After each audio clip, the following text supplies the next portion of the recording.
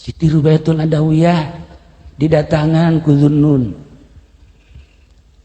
Cik Syekh Zunnun, wahai Rubayatul Adawiyah, kula titah nanya ku Gusti Allah ka anjeun tina dongeng nu tadi dicaritakeun. Na ieu teh aya hiji perintah, emang kumaha keyakinan anjeun? Siti Rubayatul Adawiyah langsung maca doa. Kieu Syekh Zunnun doa kula mah ieu. Allahumma inni ma abadtuka khaufan min narika wala taman fi jannatika walakinni alimtu annaka rabbun tastahiqqul ibadah fa'abadtuka.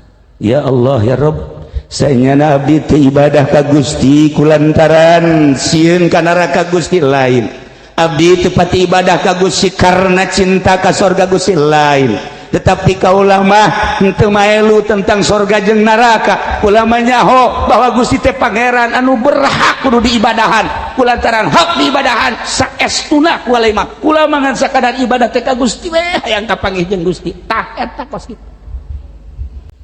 Kos kitulah seorang manusia anu benar-benar ka Allah paingan awewe embung dicandung. Sebab pangeran ge embung dicandung. Nyeri dicandung itu, nyeri.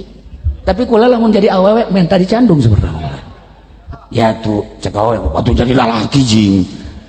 Iyalah para jamaah kaum muslimin wal muslimat rahimakumullah, horeganan eta teh tadi tah ibadah teh ulah gan sakadar di lisan, tetapi asupkeun ka hate ulah sakadar di hate, asupkeun kana ruh ulah sakadar di ruh, tapi asupkeun kana sir. Engke bakal nikmat ibadah, bakal moal hayang nanaon hiji be Allah. Seorang wanita waliyatullah Siti Rubayatul Adawiyah anu geus terkenal di unggal kitab, masyaallah luar biasa keyakinanana nu ibadahna geus teu seueun ka teu hayangeun ka surga teu embungeun ka neraka, hiji be Allah Subhanahu wa ta'ala. Nah, ieu rumusna naon supaya kitu? Rumusna hiji doang, kosongkeun hate tina salian Allah.